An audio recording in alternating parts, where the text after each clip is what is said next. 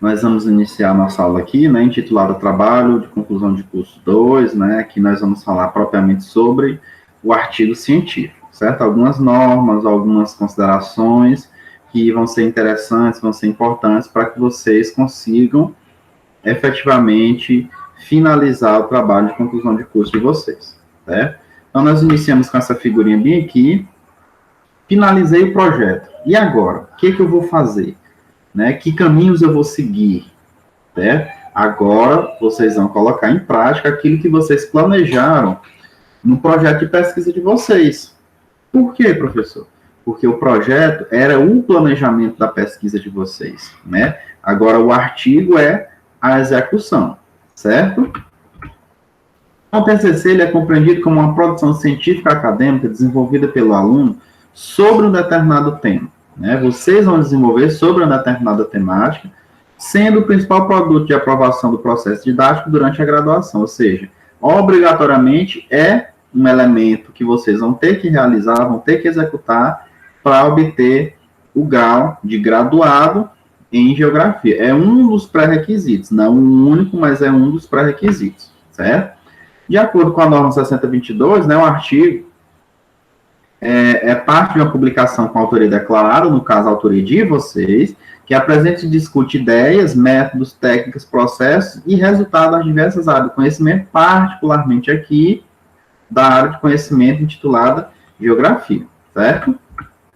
Então, nós temos alguns tipos de artigo científico. O original, de divulgação, que apresenta temas ou abordagens originais e podem ser relatos de casos, comunicação, notas prévias, e nós temos aquele artigo de revisão, né, que analisa e discute trabalhos já publicados. É a famosa revisão de literatura, é um tipo de pesquisa chamada de pesquisa exploratória quanto ao seu objetivo, certo? As características dos artigos, de acordo com Lacapos e Marconi, não se constitui a matéria de um livro. Ele pode vir a se tornar um capítulo de livro, mas ele não se constitui em matéria de um livro. São publicados em revistas ou periódicos especializados. Podem ser publicados também em eventos científicos. Mas para título de importância, de relevância, é muito mais interessante que vocês submetam a avaliação de um periódico especializado. Permitem ao leitor, né, por serem completos, repetir a experiência. Ou seja, lá na metodologia, se o leitor quiser repetir aquele procedimento, aquele processo que você realizou para chegar àqueles resultados, lá vai estar bem detalhado, vai estar bem esmiuçado aquilo que você realizou e que permite ao leitor chegar àqueles mesmos resultados ou resultados diferentes, né? Dependendo do local onde se vai aplicar, não obrigatoriamente tem que se chegar aos mesmos resultados.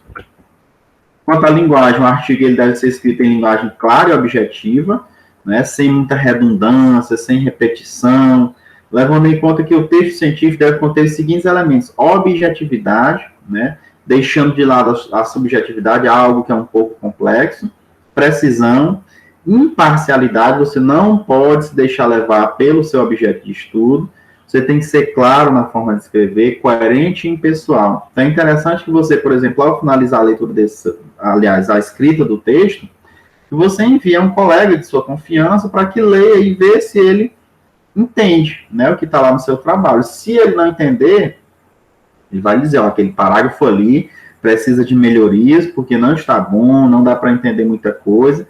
Por que se faz isso, professor? Ora, porque quando a gente está escrevendo, logicamente que a gente entende o que a gente está escrevendo, as ideias estão saindo da nossa cabeça. Mas o leitor pode não entender, pode ter alguma dificuldade de entender, pode ter algum parágrafo que não está bem explicado, e aí é interessante que você faça essa dinâmica. O texto deve ter uma sequência lógica, né, apresentando com precisão as ideias, as pesquisas, os dados e os resultados dos estudos. Os verbos aí tem que ser utilizado na terceira pessoa do singular, né, na forma impessoal. Um exemplo aqui, ó, deve-se, percebe-se, evitando usar a terceira pessoa do plural, né, no caso devemos, percebemos, nossos, nunca em primeira pessoa. Por exemplo, vi, percebi, certo? Concluir, sempre é deve-se, percebe-se, certo? Estrutura do artigo científico. Nós temos aí os elementos pré-textuais, em que nós iniciamos com o título e subtítulo, se houver, nome do autor, no caso dos autores, no caso aí o orientando e o orientador, resumo na língua do texto, né?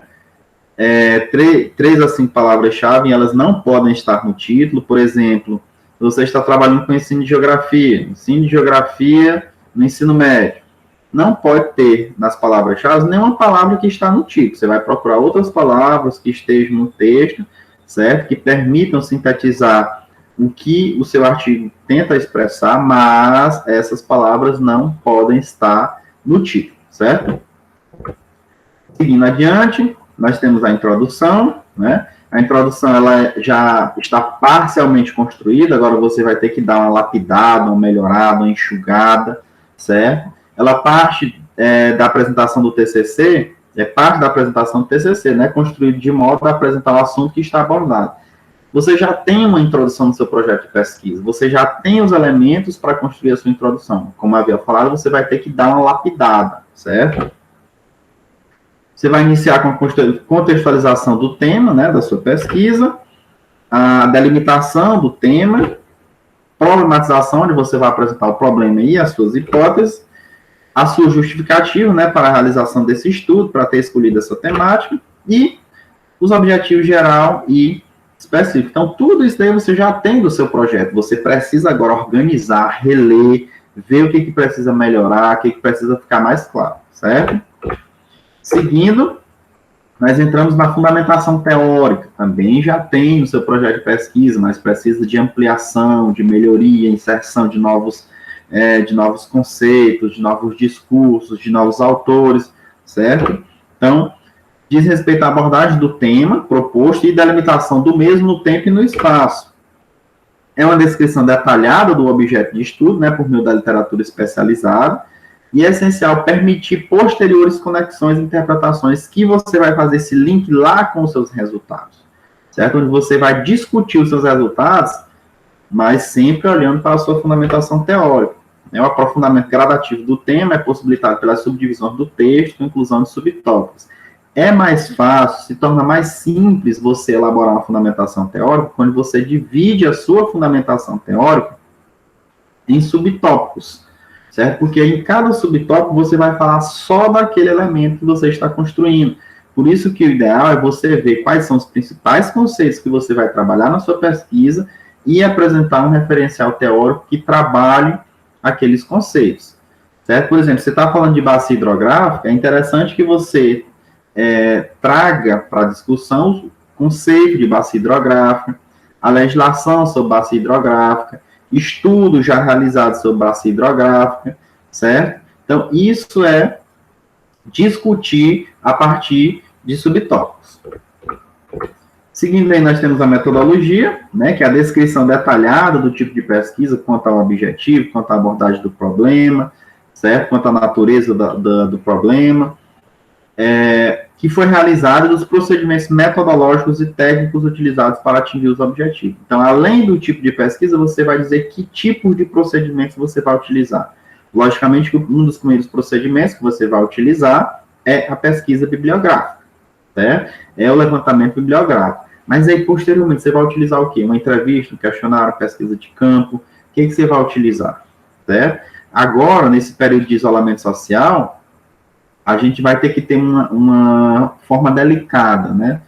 Atenciosa de escolher esse nosso procedimento metodológico, certo? Ao se fazer uma entrevista, como é que você vai fazer? É de forma remota ou é de forma presencial? Mas essa de forma presencial, você vai ter que obedecer os critérios de isolamento social, certo? Então, tem que se atentar para isso. Devem constar as etapas do processo de investigação e os instrumentos de coleta. Análise e interpretação de dados empregados. Então, você vai ter que dizer, ó, o meu instrumento de coleta de dados foi um questionário. Meu instrumento de coleta de dados foi uma entrevista. Meu instrumento de coleta de dados foi uma visita de campo, certo? Onde eu observei, onde eu fiz registros fotográficos, onde eu utilizei um GPS. Então, você vai ter que detalhar isso, certo? E aí, eu sou muito adepto, né, nessa questão do fluxograma, né, onde você vai sintetizar o que você fez na sua metodologia. Então, aqui eu tenho um exemplo, né, em que foram 3 procedimentos: atividade de gabinete, que englobou levantamento bibliográfico, cartográfico, organização e armazenamento e análise de material cartográfico e revisão bibliográfica.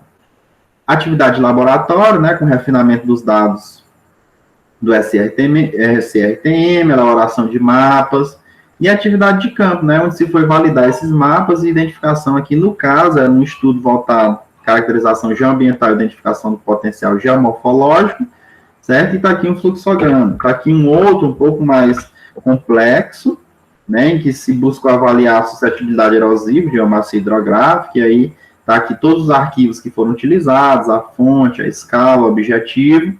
Aqui, a álgebra de mapas, né, onde foi utilizado aqui os procedimentos no SIG, e aqui a equação que foi utilizada. Então, sou muito adepto disso, porque facilita o entendimento de quem está lendo o seu trabalho, mas isso não isenta de você ter que construir um texto para mostrar, para discutir essa figura, certo? Chegamos à parte mais importante do seu trabalho. É aí aonde vai aparecer, vai evidenciar o conhecimento que você está produzindo. É aí que você produz conhecimento novo, certo? Exposição dos resultados, sejam eles quantitativos ou qualitativos, né? Ao você usar tabelas, gráficos, fotos, ilustrações que melhor representam esses resultados, né, facilitam também a observação por parte do leitor. Só que tem um detalhe: você não pode só botar ali a figura, uma tabela, um gráfico, e deixar ali sem discutir, sem fazer uma chamada dentro do texto, certo? Toda vez que você botar algum desses elementos, anteriormente, você tem que fazer a discussão daquele elemento que você colocou. Então, cada elemento, quando utilizado, deverá receber uma breve apresentação, como eu já havia antecipado, e um texto auxiliar com sua devida menção. Ou seja, sempre que você colocar um desses elementos na tabela, um gráfico, uma foto, qualquer outra ilustração, você tem que fazer menção a ela dentro do texto. Por exemplo, de acordo com a tabela 1, são apresentados os dados relativos à evasão escolar.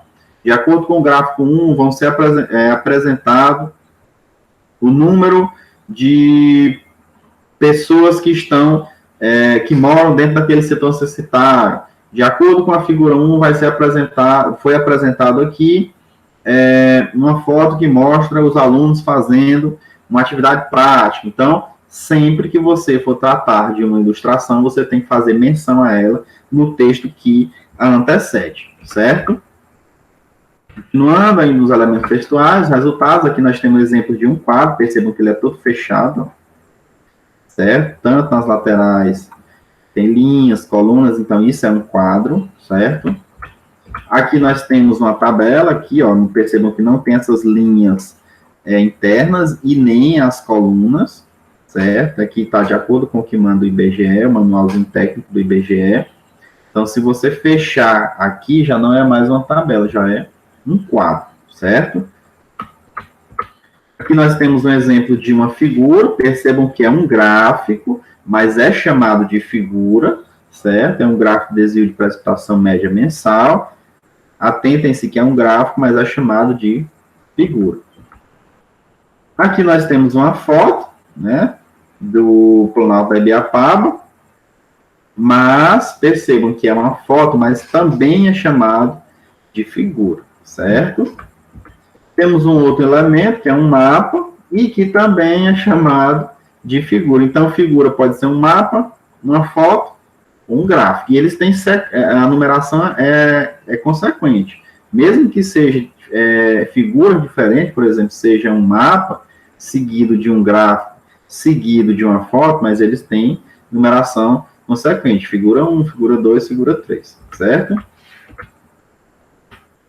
É extremamente recomendável, né, a citação dos resultados de outros trabalhos. Então, você dá um subsídio para a discussão, né, para um debate e para uma comparação dos seus resultados com esses outros trabalhos, certo? Para você dizer se esses trabalhos corroboram, comprovam, confirmam seus resultados ou o contrário, certo? Por exemplo, você vai falar sobre o ensino de geografia no ensino médio. Então, lá na pergunta 1, você pergunta lá aos alunos se os professores apresentaram uma dinâmica diferente. Então, ele vai dizer sim ou não. Então, a maioria foi não. Isso se assemelha aos resultados de outros trabalhos? Se sim, você vai botar. Se não, você também vai botar. Vai botar que o trabalho de ciclano se assemelha ao seu. Vai botar que o trabalho de fulano, o percentual foi um pouco diferente. Então, isso você vai fazer depois que você fez a discussão do seu daquela ilustração. Você colocou aquela ilustração aí na parte subsequente, você vai botar essa discussão, essa comparação. Certo? Diz respeito às conclusões, né? São respostas obtidas com o trabalho para o problema e hipóteses levantadas na introdução. Então, isso daí você vai dizer, a sua hipótese foi confirmada ou foi refutada? Certo? Não se trata de uma ideia nova, tampouco de um resumo final. Então, é importante você entender que conclusão não é você resumir os resultados que você encontrou. É uma síntese interpretativa dos elementos dispersos pelo trabalho, é o ponto de chegada das deduções baseadas nos resultados da sua pesquisa, certo? E aí nós temos os elementos pós-textuais, né? As referências, somente aquelas que você citou no texto é que vão entrar nas referências, por ordem alfabética, conforme a norma 6023, né? Para cada documento existe uma norma de apresentação, existe uma forma de você citar um livro, uma forma de você citar apenas um capítulo de livro, uma forma para você citar um artigo que foi publicado em uma revista, uma forma que você tem para apresentar um artigo que foi publicado em um evento, para citar uma lei, para citar a Bíblia, um CD, um DVD, uma conversa informal, certo? Um arquivo que você extrair uma foto de algum lugar. Então, é importante que vocês tenham sempre à mão a norma 6023 quando se trata de referências, certo? Nós temos os apêndices, que são materiais suplementares, né, que consistem em textos ou documentos elaborados por vocês, certo? Atentem-se, apêndice é um tipo de material que foi você que elaborou.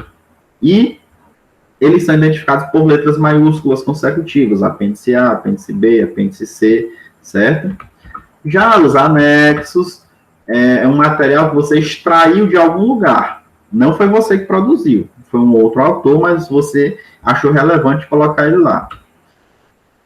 Eles são identificados por algarismos arábicos consecutivos, por exemplo, anexo 1, anexo 2, anexo 3, certo?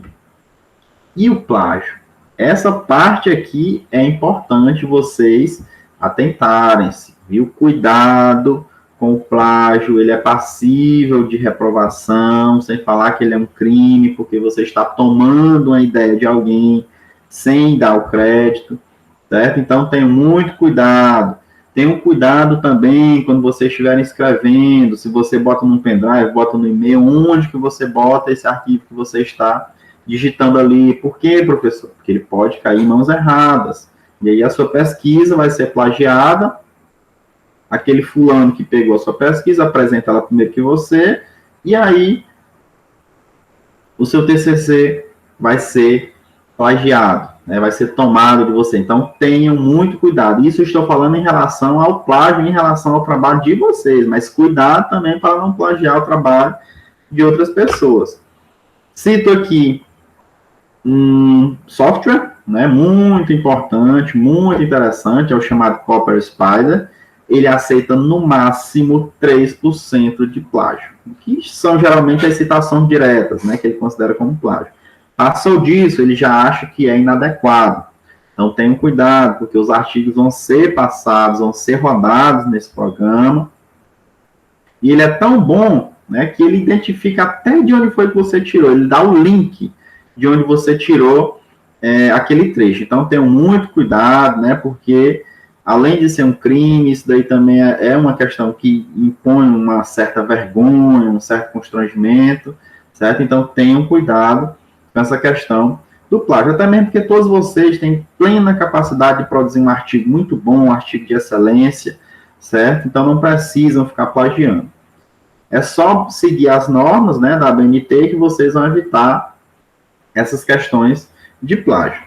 E aí, agora, é mãos à obra. É pôr a mão da sua metodologia, observando seu objetivo, observando a sua problemática, observando as suas hipóteses e começar a caminhar rumo à execução do seu trabalho, à execução da sua metodologia para a produção dos seus resultados, né? Precisando de orientação, estou às ordens.